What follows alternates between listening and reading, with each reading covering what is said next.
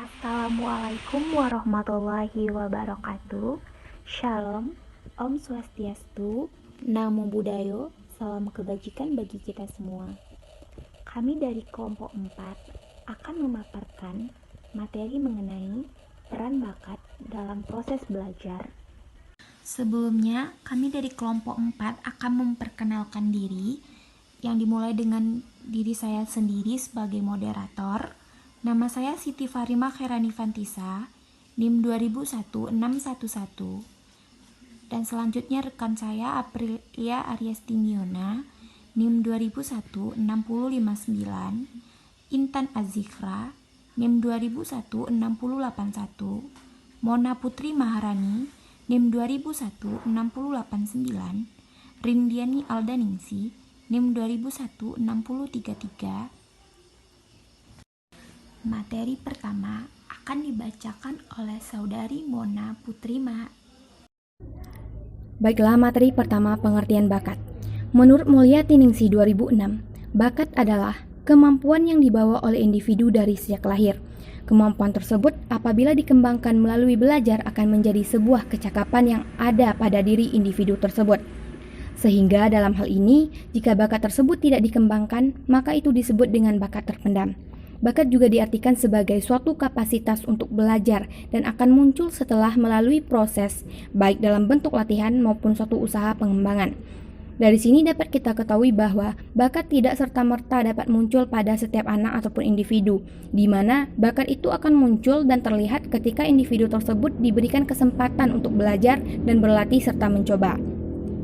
Menurut Zaman dan kawan-kawan 2008, pengertian bakat secara psikologi diartikan sebagai cepat mudahnya individu dalam mempelajari sesuatu. Bakat adalah suatu kualitas yang dimiliki oleh individu untuk dapat berkembang di masa yang akan datang. Ada juga beberapa ahli yang mengungkapkan pendapatnya tentang bakat, yaitu yang pertama, William B. Michel berpendapat bahwa bakat adalah kapasitas seseorang dalam melakukan sebuah tugas yang sedikit sekali akan dipengaruhi oleh latihan. Pendapat yang kedua adalah Crow, yang berpendapat bahwa bakat adalah kualitas yang dimiliki oleh semua individu dalam tingkat yang beragam. Dan pendapat yang ketiga, Wilford, yang berpendapat bahwa bakat adalah kemampuan kinerja yang mencakup dimensi psikomotor, perseptual, dan intelektual. Jadi di sini dari beberapa pendapat dan pernyataan di atas dapat kita simpulkan bahwa bakat adalah suatu kapasitas, kualitas, dan kemampuan kerja yang berbeda-beda pada setiap individunya. Kemampuan ini mencakupi dimensi-dimensi seperti dimensi intelektual, dimensi perseptual, dan dimensi psikomotor, serta bakat tidak terlalu dipengaruhi oleh latihan. Materi kedua, jenis-jenis bakat. Bakat dapat dikelompokkan menjadi beberapa jenis, yaitu sebagai berikut. Yang pertama, bakat akademis adalah sebuah kemampuan yang dimiliki oleh individu dalam bidang pelajaran atau akademik.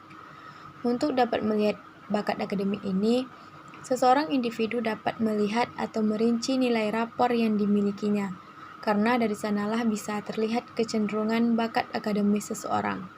Bakat akademis khusus ini, misalnya suatu konsep yang berkaitan dengan angka atau numerik dan logika bahasa atau verbal. Bakat yang kedua yaitu bakat seni. Contohnya mampu membuat atau mengaransemen sebuah lagu atau musik yang disukai oleh para penikmat musik, menciptakan sebuah lagu, melukis dengan waktu yang tidak lama dan menghasilkan suatu karya yang indah. Bakat yang ketiga yaitu bakat psikomotorik, seperti hebat bermain sepak bola, bermain bola voli, tenis meja, bulu tangkis, dan sebagainya. Bakat yang keempat yaitu bakat kreatif produktif, yang berarti sebuah bakat yang dimiliki oleh individu dalam menciptakan suatu hal yang baru, contohnya menghasilkan sebuah program komputer terbaru dan sebagainya. Kemudian bakat yang terakhir yaitu bakat sosial, seperti pandai dalam bernegosiasi, berkomunikasi atau bersosialisasi dengan baik dan benar dalam hal kepemimpinan.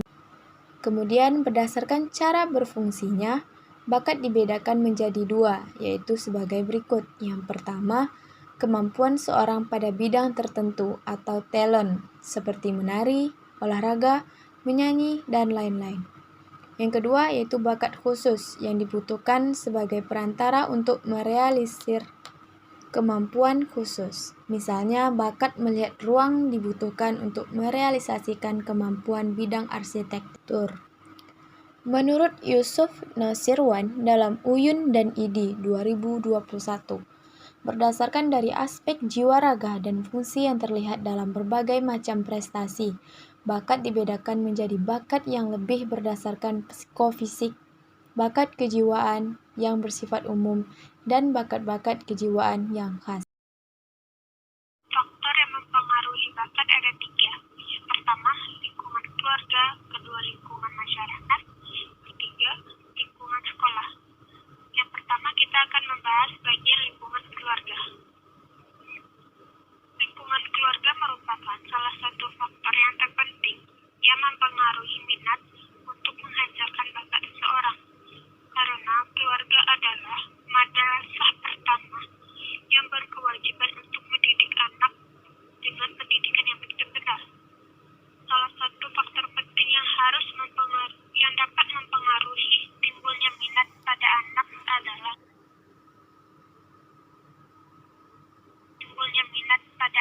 adalah dengan bagaimana cara orang tua memperlakukan anak. Dan yang kedua adalah lingkungan masyarakat. Lingkungan masyarakat adalah lingkungan kedua yang paling dekat dengan perkembangan si anak. Masyarakat merupakan tempat anak berinteraksi dengan dunia luar yang akan mempengaruhi minat dan bakat anak.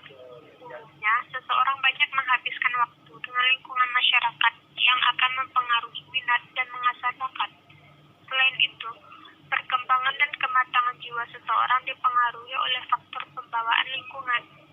Faktor yang mempengaruhi bakat yang terakhir adalah lingkungan sekolah. Sekolah merupakan tripusat pendidikan anak di antara keluarga dan masyarakat.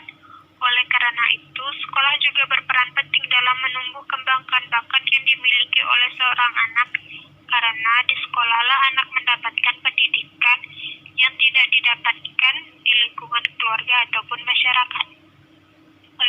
Termasuk ke materi keempat, yaitu usaha guru untuk mengenali dan mengembangkan bakat anak didik. Keberhasilan pendidikan di sekolah dipengaruhi oleh faktor kualitas dan kuantitas seorang guru.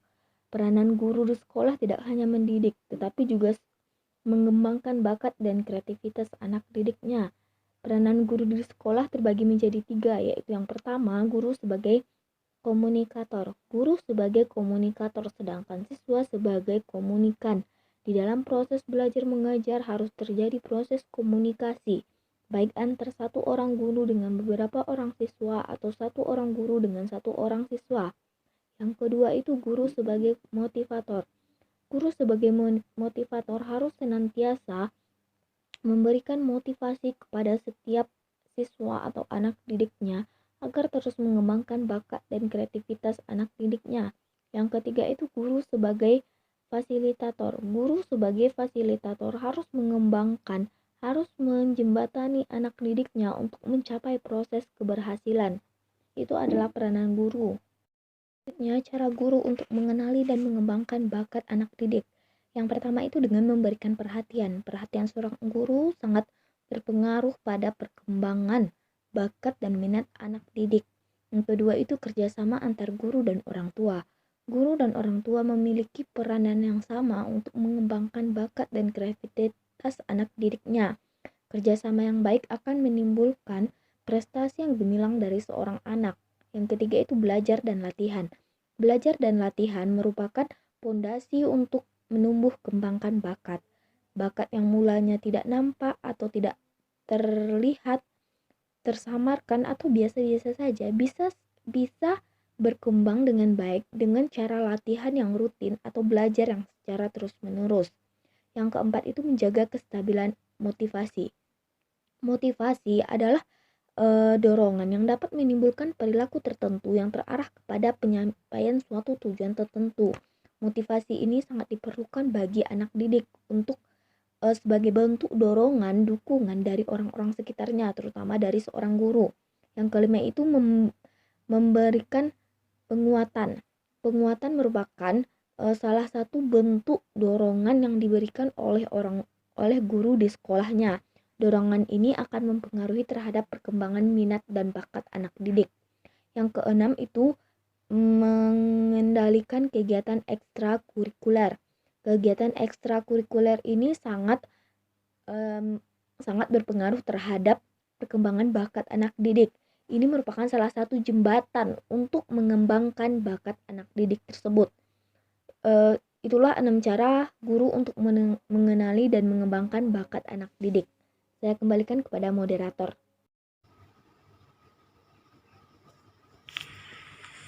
Mungkin sekian video pemaparan materi dari kelompok kami. Terlebih dan terkurang kami mohon maaf.